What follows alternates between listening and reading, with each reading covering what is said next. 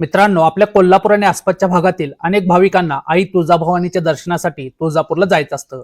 पण प्रश्न असा पडतो की रेल्वेने जाणं सोयीचं आहे की एसटी बसने? कोणत्या ट्रेनने गेल्यास आपण सुरक्षितपणे पोहोचू? आजच्या या व्हिडिओमध्ये आपण कोल्हापूर ते तुळजापूर प्रवासाचे सर्व मार्ग, तिकीट दर आणि प्रवासाच्या वेळाची सविस्तर माहिती पाहणार आहोत. नमस्कार, मी ईशान आणि तुम्ही पाहता आहात ट्रेन लव्हर्स IM. तर चला मित्रांनो, आजच्या व्हिडिओला सुरुवात करूया.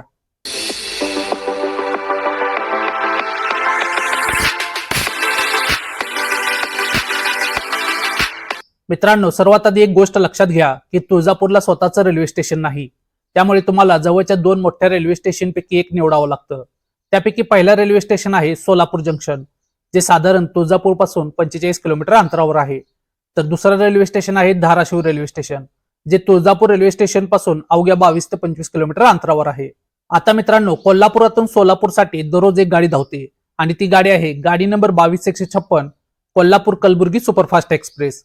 ही गाडी दररोज दुपारी 3:05 कोल्हापुरातून सुटते, तर रात्री 8:45 ही गाडी सोलापूरला पोहोचते.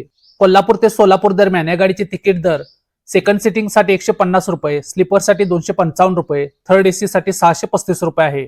आता मित्रांनो, एक महत्वाचं म्हणजे ही गाडी रात्री 8:45 वाजता सोलापूरला पोहोचल्यावर पुढे 45 किलोमीटरचा प्रवास करणं, विशेषतः फॅमिली आणि महिलांच्या सोबत सुरक्षिततेच्या दृष्टीने मला योग्य वाटत नाही. अशा वेळी तुम्हाला सोलापुरातच मुक्काम करावा लागेल आणि दुसऱ्या दिवशी सकाळी तुळजापूरला जावं लागेल. आता मित्रांनो, रेल्वेनेच तुळजापूरला धाराशिव मार्गे जायचं म्हटलं तर कोल्हापुरातून धाराशिवसाठी दोन रेल्वे गाड्या आहेत. त्यामध्ये जी पहिली गाडी आहे ती आहे विकली एक्सप्रेस आणि दुसरी जी गाडी आहे ती आठवड्यातून 2 दिवस धावते. यामध्ये पहिली गाडी आहे गाडी नंबर 11045 दीक्षाभूमी सुपरफास्ट एक्सप्रेस. ही गाडी प्रत्येक शुक्रवारी पहाटे 4:35 कोल्हापुरातून सुटते आणि धाराशिवला ही गाडी सकाळी 10:27 पोहोचते. कोल्हापूर ते धाराशिव दरम्यान या गाडीचे तिकीट दर स्लीपर साठी 225 रुपये, थर्ड एसी साठी 585 रुपये, तर सेकंड एसी साठी 825 रुपये आहेत. मित्रांनो, या रेल्वे गाडीने जर आपण प्रवास केला तर आपल्याला खूप जास्त सोयीची पडते. सकाळी 10:30 वाजेपर्यंत आपण धाराशिवला पोहोचतो. स्टेशन जवळून शेअरिंग रिक्षा किंवा बसने अर्ध्या ते पाऊण तासात तुम्ही तुळजापूरला पोहोचता. धाराशिवहून तुळजापूरला शेअरिंग रिक्षाचे भाडे साधारण 80 ते 100 रुपयापर्यंत असते. आता मित्रांनो, कोल्हापुरातून धाराशिवला जाणारी दुसरी रेल्वे गाडी आहे गाडी नंबर 11404 कोल्हापूर नागपूर एक्सप्रेस.